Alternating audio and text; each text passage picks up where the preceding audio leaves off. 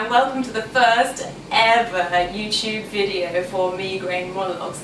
This is very exciting for two reasons. Number one, because we are actually in the YouTube headquarters, and number two, because I am here with Charles Bosher from the Migraine Trust, and he is the first ever male Migraineur of the Month. And I hope he realises what a great honour this is. I hope you do realise that, Charles. Absolutely, great honour. Really delighted to be here. Brilliant. And Charles, you are Head of Finance and Communications for the Migraine Trust, is that correct? Head of Fundraising and Communications. Sorry. But finance is a very different role. Fundraising is all about getting money. So my role is around raising money for migraine research, migraine support, and the general running costs of the charity.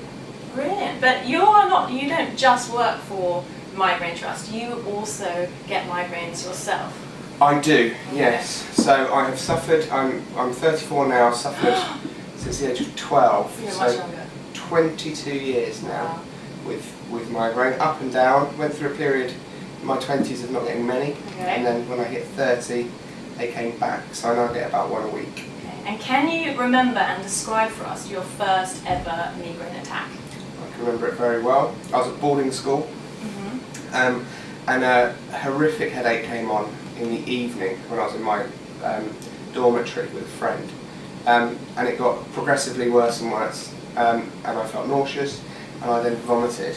And it was the first ever time I was sick with a headache. I didn't know what was happening. I wasn't particularly worried, I just knew I was in a lot of pain, and you weren't allowed to bring medicine into a boarding house, so I had nothing. And I sent my friend, who's a very good friend, still is today, off to find painkillers, and it took him about an hour to find 2 paracetamol, which he came back and gave me, and they didn't do very much. His pain just carried on, one-sided, throbbing. It was the left-hand side of my head, and I remember distinctly that this friend was such a good friend. He got a, we thought bandanas were very cool back then. He used to wear them wrapped around our heads. He got his bandana that he used to wear, and he soaked it in cold water and came and held it on my head. And I thought that was very, very nice, and it was the only thing really that helped. And eventually I slept, and to this day sleep is the one thing that tends to help. So sleep, would you say sleep is your biggest migraine comfort?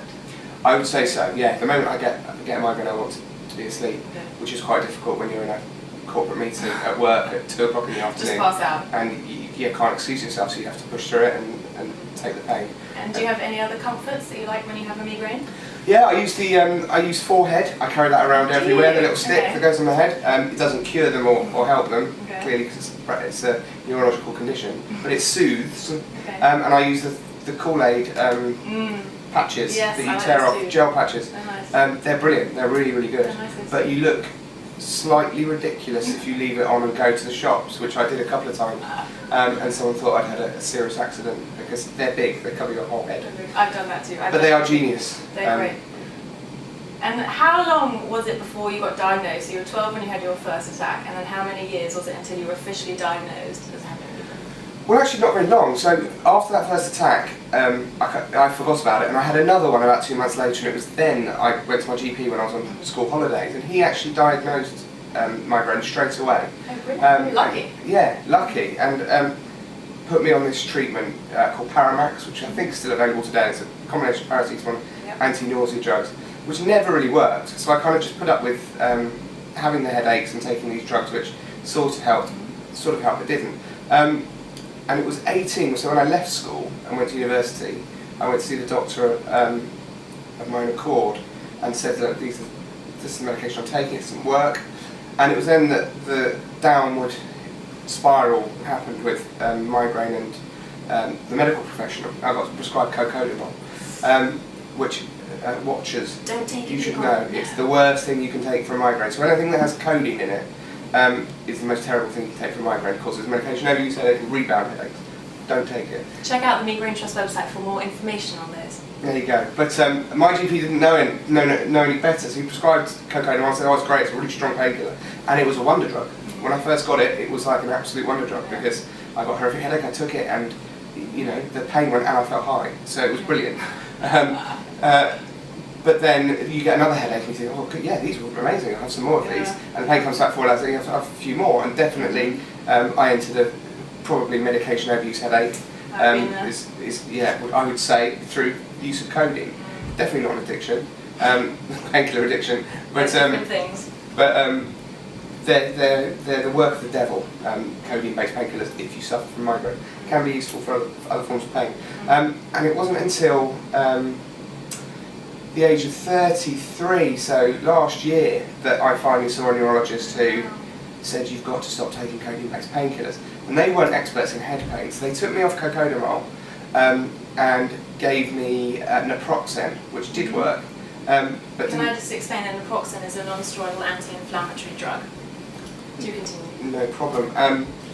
And that kind of worked, but I never really got an appropriate triptan. And it wasn't until this year that I finally saw a neurologist who had an expertise in headache. I didn't know, as a migraine sufferer, that these existed. I thought if your GP referred you to a neurologist, they knew about headache. They don't. There are neurologists who specialise in head pain, and they are the ones you want to go and see. So I finally saw a neurologist with an expertise in headache, and he's revolutionised my treatment plan, if you like. So it's helped. They're still there though. He gave me a new triptan, so I take frovatriptan. Do you want to explain triptans? No, that's alright, No. we can do that another time. Do that Time's another running out. Sorry, so frovatriptan, which has worked much better for me, and just suggested standard over-the-counter painkillers. So aspirin works best for me, 900 milligrams maximum dose, and has changed my preventative treatment to a drug called imipramine, which was traditionally used to stop bedwetting in children. And it's helping for the headaches, and on the plus side, I'm no longer wetting the bed. Which was a problem for you, I'm sure we all know. I'll put information about all the drugs that we've talked about on my website, and I'm sure that if anybody has any questions, they can get in touch with the Migraine Trust. One final question for you, Mr. June, Migraineur of the Month. If you could be Prime Minister of England for a year, what would you do? That's a very, very difficult question. But I'd probably turn around sweeping cuts to the NHS to ensure that people like me could access appropriate treatment. One of the biggest barriers is that new treatments are released for sufferers, and that then there's a huge barrier in terms of getting those treatments. So I would reverse the cuts to the NHS. In fact, I'd reverse cuts across the board, because I think the cuts aren't working for us as a society, and we're suffering. That's quite deep-rooted answer. What I'd really like to do is just get chauffeur driven and have police cars escort me everywhere. Would be the most kind of exciting part of it. Okay, I'll arrange it for you. I'll make that happen. Great, thank you. Charles, thank you very much for being Mr. June Migraineur of the Month. Nice to meet you. Thank you. Goodbye.